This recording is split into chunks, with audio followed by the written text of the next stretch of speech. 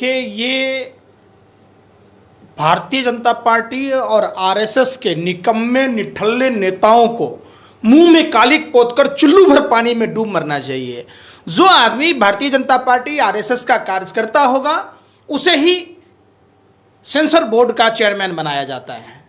सरकार जिसकी होती है उसी का आदमी बनता है। यह सबसे बड़ा सवाल है। जिस तरीके से हनुमान जी ने कर्नाटक में चुनाव क्या हरा दिया भाजपा को, भाजपा के लोग इतने गिर जाएंगे हमने कभी नहीं सोचा था। निश्चित तौर पर देखना, हनुमान जी की गदा पूरे देश में भारतीय जनता पार्टी के ऊपर पड़ेगी। और नरेंद्र मोदी जी, भाइयों बहनों मित्रों, नरोत्तम मिश्रा जिस भगवा पर्व आप ये कर रहे थे, वो तमाम साधु और संत कहाँ हैं, वो साधवियां कहाँ हैं? जिस तरीके से अर्धनग्न अवस्था में मां सीता को दिखाया गया, मां सीता मिथिला की गौरव बेटी का अपमान है। निश्चित तौर पर तमाम भाजपा के उन अनभक्तों को जो गोबर को च्यवनप्राश समझकर चाटते हैं, जिनका खून जमीर मर चुका है, जिनका खून पानी हो गया है, जो अपने आप को सच्चे सनातनी कहते हैं, उन बेशर्मों को भाजपा आरएसएस के नेताओं को डूब मरना चाहिए। ये सिर्फ और सिर्फ ये इंसान का अपमान करते करते भगवानों के अपमान करने में लगे हैं। इन्हें शर्म नहीं आती है भारतीय जनता पार्टी के नेताओं को? इन्होंने महापुरुषों का अपमान किया। Swami Vivekananda plus Subhash Chandra Bose equal to Narendra Modi. देश देखता रहा। क्या आपको भी रूपका लियाकत बनना है? क्या आपको भी चित्रा त्रिपाठी? पठान फिल्म का तो पूरे भाजपा के आरएसएस के तमाम नेता, तमाम वो साधु संत सब सड़कों पर जा रहे थे। आज जब मां सीता को अर्धनग्न अवस्था में बताया गया और मां सीता का कभी गला नहीं देता गया, किस तरीके से हनुमान जी ने सिर्फ कर्नाटक का चुनाव हरवाया है, उसका ये दुष्परिणाम कि इन्होंने, पहले तो हम गोदी मीडिया देखते थे, अब हमने गोदी फिल्म निर्माताओं देखने लग गए हैं। इससे देश पर क्या प्रभाव पड़ेगा? कश्मीरी फाइल्स फिल्म बनी, कश्मीरी पंडितों की सुध ली गई। कश्मीरी पंडितों जो 70-70 साल से रह रहे थे कश्मीर में, उनके घर पर बुलडोजर चल गए। कश्मीरी पंडितों को वेतन नहीं मिल रहे। जो कश्मीरी पंडित को दिल्ली के सादिक नगर में आवास मिला था, उनके भी मकानें खाली करा ली गई। आप उस पर नहीं बात करते। आप अब देखिए ना, केदारनाथ में गर्भगृह में सोना को पीतल से बदल लिया और मोदी जी बोल नहीं रहे हैं, मैं तो तपस्या करता था। आप वहाँ तपस्या, जो बताइए, घर में गहना जेवर चोरी किए प्रधानमंत्री जी, अब आप प्रधानमंत्री बने तो गर्भगृह में सोना चोरी करवा दिए। अब तो आपकी डबल इंजन की सरकार है। एक कट्टर सनातनी हिंदू होने के नाते ये बात पूछता है कि राम मंदिर में चंदा की चोरी, महाकाल के उज्जैन में घोटाला, वहां भी चोरी की गई। अब तो बताइए ना, कितने घोटाले भाजपा के लोग, हम इंसानों का निवाला खाते खाते भगवान के भी यहां भी चोरी करने लगे। ये धर्म के रक्षक नहीं हो सकता। आज जिस तरीके से मां सीता का अपमान किया है, जिस तरीके से सनातन हिंदू धर्म का अपमान किया है, जिस तरीके से हनुमान जी के मुंह से अपशब्द कहलवाए हैं, ये निश्चित तौर पर इन सब पर देशद्रोह का मुकदमा चलना चाहिए। एक बात बताइए आप हमको, ये शुक्ला जी की जगह पर कोई अब्दुल होता, कोई रहमान होता, तब भी ये भाजपा आरएसएस के नेता गुंगार बहरा हो जाते, तब भी क्या ये मुजरगा रहे होते?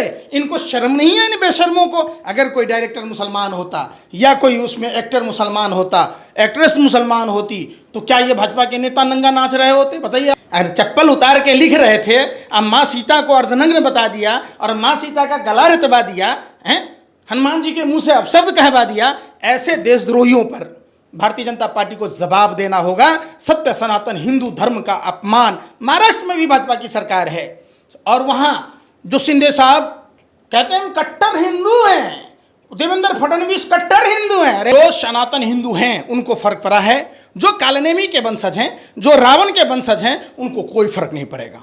ये भारतीय जनता पार्टी के लोग तय करें कि ये रावण कालनेमी के वंशज हैं या सत्य सनातन हिंदू धर्म के लोग हैं। इस फिल्म की अविलंब इस फिल्म को बंद कर। हिंदू धर्म बचाने की जरूरत है, देश बचाने की जरूरत है, हिंदू धर्म को बचाने की जरूरत है भारतीय जनता पार्टी से।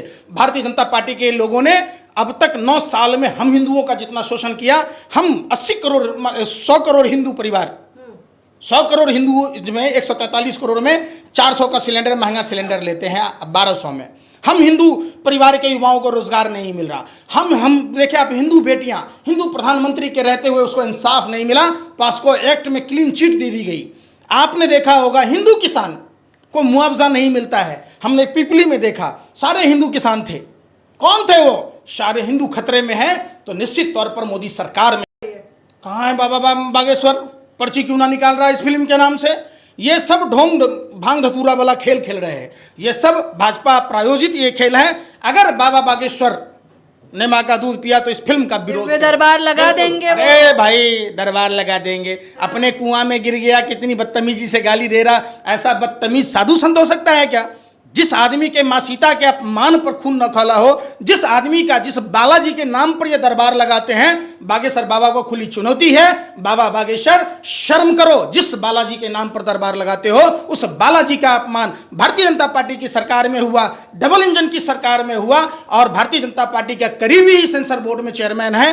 तब जिस तरीके से हिंदू समाज को अपमानित होना पड़ा है भारतीय जनता पार्टी की सरकार में ना, अगर इस अभी किसी दूसरी पार्टी की सरकार होती, महाराष्ट्र में ही या केंद्र में, या फिल्म से संबंधित राइटर, प्रोड्यूसर, डायरेक्टर या सेंसर बोर्ड का चेयरमैन कोई मुसलमान होता, तो क्या उसके घर पर बुलडोजर चलाते?